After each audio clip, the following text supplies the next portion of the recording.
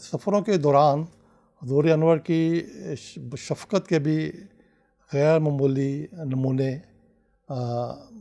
وہاں کے لوگ جو ممالک میں رہتے ہیں وہ بھی دیکھتے ہیں اور ساتھ جانے والے بھی دیکھتے ہیں۔ بچوں کے لحاظ سے جو 2-3 امور ہیں وہ میں رکھنا چاہتا ہوں کہ آسٹریلیا میں ایک روز سڈنی میں جو وہاں ہمارا مرکزی کمپلیکس ہے اور جماعت کا مرکز ہے، سینٹر ہے، وہاں پروگرام تھا نماز ظہر و عصر کی ادائیگی کے بعد تقریب آمین کا، لیکن وہ پروگرام میں تبدیلی ہوئی اور حضور نے ارشاد فرمایا کہ مغرب عشاء کے بعد اسے رکھ لیں،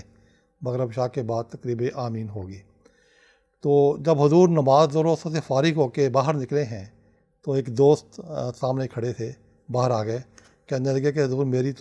اپنی بچی کو لے کے آیا تھا، کافی دور سے آئے ہیں، 1.5 گھنٹے کی فلائٹ لے کے آئے تھے، تو ہم آمین کے لیے میں بچی کو لایا تھا، تو ہماری واپسی کی فلائٹ جو ہے کوئی 5-6-7 بجے کے قریب ہے، تو ہم تو نماز سے پہلے چلے جائیں گے، تو یہ بچی پھر آمین سے محروم رہ جائے گی۔ تو حضور نے اسی وقت اتنی شفقت فرمایا کہ ابھی کر لیتے ہیں، ایسے کریں آپ بچی کو لے آئیں، میں گھر جا رہا ہوں، میں باہر کھڑا ہوتا ہوں دروازے پہ، تو آپ بچی کو لے آئیں۔ تاکہ حضور اپنے گھر تشریف لے گئے جو قریبی مسجد کے ساتھ ہی رہائش گاہ تھی،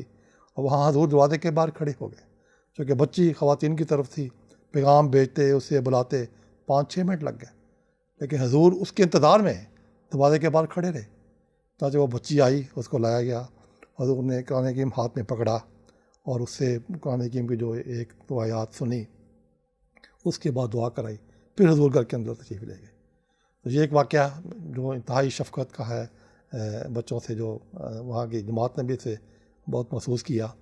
اور پھر ایک اور افریقہ کا واقعہ بھی میں بچوں کے لحاظ سے بتا دیتا ہوں کہ حضور جب جلسہ گانا تھا 2008 میں جوبلی کا جلسہ، تو حضور جب نماز مغرب و عشاء پڑھا کر واپس اپنے رہائش گاہ تشریف لاتے تو گیٹ کے باہر افریقن بچیاں کھڑے ہو کر نظمیں پڑھتے تھے، تو حضور ان کے پاس کھڑے ہو جاتے اور ان کی نظمیں سنتے، بعض وقت 5-5 منٹ تک 10-10 منٹ تک حضور وہاں کھڑے رہتے، ان کی نظمیں سنتے۔ تو ایک دفعہ ایسا ہوا کہ حضور نظمیں سن کے گھر اپنے جو بھی گھر کا دروازہ تھا وہاں داخل ہونے لگے، اور جب واپس مڑ کر دروازہ بند کرنے لگے تو حضور کی نظر پڑی کہ باہر دیوار کے باہر چند بچے کھڑے ہیں، انہوں نے اپنے سر دیوار سے اوپر کیے ہوئے ہیں۔ تو حضور کی نظر پڑتے ہی حضور دروازہ کھول کے واپس تشریف لائے، ان بچوں کے پاس چلے گئے، ان کے سروں پہ ہاتھ رکھا، انہیں پیار کیا، انہیں چاکلیٹ دی، پھر دوبارہ گھر کے اندر تشریف لے گئے۔ اور اسی طرح ایک اور واقعہ یہ بھی افریقہ کی بچی کا ہے، یہ بھی بڑا ہی اس طرح ہوا کہ جلسہ کے دوران ایک شام بڑی شدید تیز ہوا چلی تھی، جس میں بعض جو ایسے خیمے تھے وہ چند خیمے گرے، اس میں سے ایک بچی جو ہمارے ملک کی بیٹی تھی، اس کے سر پہ جو خیمے کا ڈنڈا ہے اس کے سر پہ لگا، وہ سر پھٹ گیا، خون بہا، چہرہ بھی زخمی ہوا، اسے ایمرجنسی میں ہاسپٹل لے جایا گیا، حضور نے اس کی یہ دوائی بھی دی اور دعا بھی کی اور اس کا حال پوچھتے رہے۔ تو اگلے دن شام کو اس فیملی کی ملاقات تھی، وہ اس بچی کو ہاسپٹل سے لے کر آئے اور بچی ان کے ساتھ تھی ملاقات میں۔ تو حضور اس بچی کو دیکھ کر کہنے لگے، اس کا حال پوچھا، پیار کیا، کہنے لگے کہ میں تمہارے لیے ساری رات دعا کرتا رہا ہوں۔ تو یہ شفقت ہے،